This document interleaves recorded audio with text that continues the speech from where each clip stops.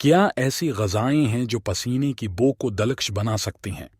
अगरचे ऐसी कहानों की बारी में बहुत कम तहकीक हुई है जो आपकी पसीने की खुशबू को काबिल कबूल बना सकते हैं, लेकिन कुछ मुतालात से पता चलता है कि कौन से ग़िज़ाएँ ज़्यादा परकशिश पसीने की बू का बास बन सकती हैं। ऐसा है, एक तजुर्बा ऑस्ट्रेलिया की मेकोरी यूनिवर्सिटी में किया गया था। 43 मर्द शरका को कॉटन की टी शर्ट्स पहनने से पहले सर्फ पानी से नहाने का कहा गया। किसी किस्म की डिओडोरेंट की इजाजत नहीं थी। उन्होंने शर्ट्स को 48 घंटे तक पहनी रखा, जिसमें एक घंटे वर्जिश भी शामिल थी जिससे उनकी पसीने की गुदूद मुतहर्रिक रही। उसके बाद शर्ट्स को तजज़ी के लिए पेश किया गया। नतीजा क्या निकला? वो मर्द जो ज़्यादा पहल और सब्जियां कहाती थी, उनके पसीने की बू उतनी खुशगवार थी, यानी ज़्यादा फौलदार, पहलदार, मीठी और ऐसी जिसे सोंगा कर इंसान बेहतर महसूस करे। वो लोग जिन्होंने चकनाए, गोश्त, उंदा और टोफो कहाया था, उनके बो भी ठीक ही थी।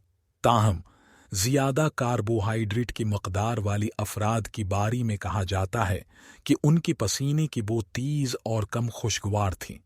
मर्दों की पसीने की कोशिश की बारी में एक और तहकीक हुई जिसमें 17 मर्दों को या तो गोश्त वाली ग़िज़ा दी गई या फिर बालकल गोश्त से दूर रखा गया।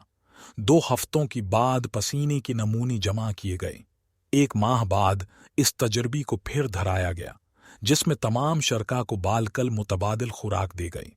उसकी बाद 30 ख्वातीन की एक ग्रुप से कहा गया कि वो पसीने की बू, कोशिश और मर्दानगी की लिहाज से जायजा लें। मर्दों की पसीने को मुस्तकिल तौर पर उस वक्त ज़्यादा खुशगवार पाया गया जब वो गोश्त से पाक ग़िज़ा कहा रही थी। जो डोनर्स गोश्त की बगैर वाली ग़िज़ा कपा रही थी, उनके पसीने की बू नुमायां तौर पर ज़्यादा परकशिश, ज़्यादा खुशगवार और कम शदीद थी। क्या गोश्त खुरी आपके पसीने की बू पर इसरानंदाज होती है? हम सब जानते हैं कि जब हमारा जिस्म गर्म होता है तो हमें ज़्यादा पसीना आता है। ये हमारी जिस्म को ठंडा रखने का एक तरीक़ा है। पसीने की हर बूंद जो हमारी जल्द से बखारात बनकर उड़ती है, हमारी दर्जा हरारत को कम करने में मदद देती है। ये अमल जितना भी ज़रूरी हो, बाज़ औक़ात अपने साथ नाखुशगवार ज़िम्नी उसरात भी लाता है। जी हाँ, हम पसीने की बो की बारी में ही बात कर रही हैं। हर एक फर्द को जब पसीना आता ही तो उसकी बो मुख्तलिफ होती है। कुछ लोगों के पसीने की बो का पत भी नहीं चलता, जबकि कई एक बो बहुत ज़्यादा होती है। स्टॉकहोम में कैरोलिंस्का इंस्टीट्यूट की प्रोफेसर जोहन लंडस्ट्रोम ने बो और बदबू पर बहुत तहकीक की है। वो बताती हैं कि हमारी पसीने की बो का इन्हिसार बहुत से मुख्तलिफ बातों पर होता है। हमारी जिस्म की बदबू मुख्तलिफ गुदूद से खारिज होने वाली मरकबात के इम्तिजाज से पैदा होती है, जो कि जज़वी तौर पर हमारी जीन्स, हमारी जिस्म पर मौजूद बैक्टीरिया जो सफाई और जीनियात जैसी चीज़ों की वजह से है, और माहौल, नमी, दर्जा हरारत, हवा के दबाव पर मुनहसर है। और आखिरकार हम जो कहाती हैं उसका भी एक अहम असर हो सकता है। लिहाजा जीनियात और हम कितनी साफ सुथरा हैं जैसी मजीद वाज़ह अवामिल के साथ जो कहाना हम अपने जिस्म में डालते हैं, वो हमारी पसीने की बो आनी में कलीदी किरदार अदा कर सकता है। वो ग़िज़ाएँ जो हमारी जिस्म की बो को बदलती हैं, हम नहीं जानती कि कहाना हमारी पसीने की बो पर कितना असरअंदाज होता है।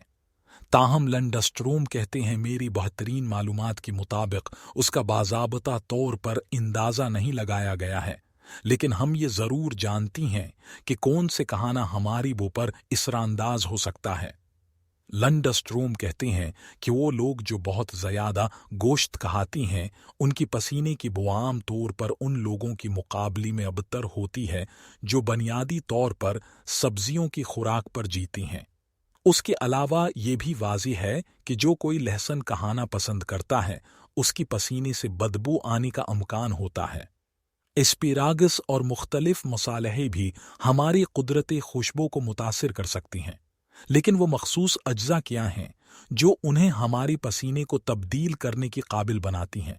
बुनियादी तौर पर उनमें ऐसी केमिकल होती हैं जो खून की धारी में शामिल होती हैं।